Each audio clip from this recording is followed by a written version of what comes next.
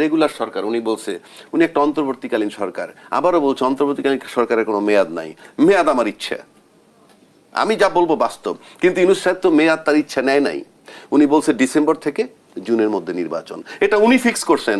There is none, আপনি fix করতে পারবেন না, কারণ তাকে তো দেওয়া হয় নাই যে আমার মেয়াদ কতক্ষণ।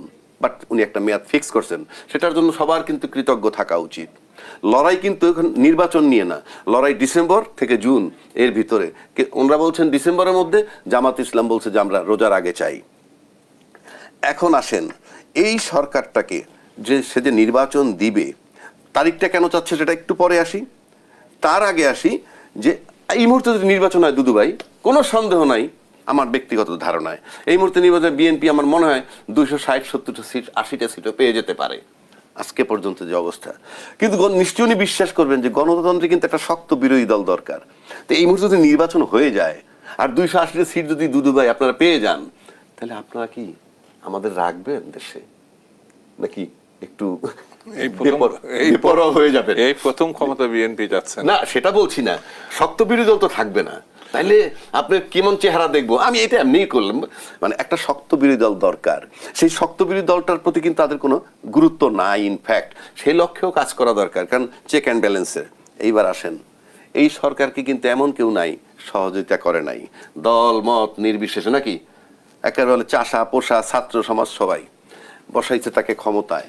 যদিও উনি বলেন ইউনূস সাহেব আমাকে ছাত্ররা নিয়োগ করছে, এটা হয়তো ইমোশনালি বলেন, ওই মুহূর্তে বলছেন, বাট আলটিমেটলি সবাই বসাইছে। যদি বসাই থাকে তাহলে কিন্তু সবাই তাকে সহযোগিতা করতেছে। তো সবাই যাকে সহযোগিতা, এই যারা তাকে সহযোগিতা করতেছে, তারা কিন্তু বিগত 10-12 বছর পতিত সরকারের বিরুদ্ধে আন্দোলন করছেন না? সব দল, বিএনপি বলেন, জামাত বলেন, সব দলে কিন্তু আওয়ামী লীগ সরকারের বিরুদ্ধে বিরোধিতা করছে। তা সত্ত্বেও আওয়ামী লীগ 15 বছর ক্ষমতায় ছিল, বিরোধিতা করা সত্ত্বেও।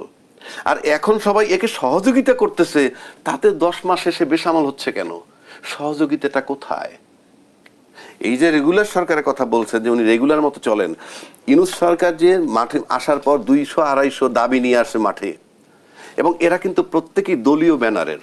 সাধারণ লোক যার কোনো দলীয় পরিচয় নাই, এরা আন্দোলনে যায় না। এটা অবশ্যই দুদু ভাই একমত হবেন, সেটা চাকরিজীবী হোক আর যেই হোক না কেন। আচ্ছা, চাকরিজীবী হোক আর যেই হোক, কিন্তু দুদু ভাইরা কি কখনো বলছে যে দেখো উনি একজন অন্তর্বর্তীকালীন সরকার, উনি একটা নির্বাচন দিয়ে চলে যাবে, আর যেই দাবি দেওয়াগুলো নিয়ে আসতেছে যে 5ই আগস্টের পরে তৈরি হয় নাই, এগুলো তার আগে তৈরি হওয়া। আমি মনে করি গণতন্ত্রের স্বার্থে তাদের বলা উচিত ছিল যে বাবা, তোমরা যে দাবি দেওয়া নিয়ে আসছো এগুলো নিয়ে বাসায় যাও। উনি একজন অন্তর্বর্তীকালীন সরকার, ঝামেলায় ফেলা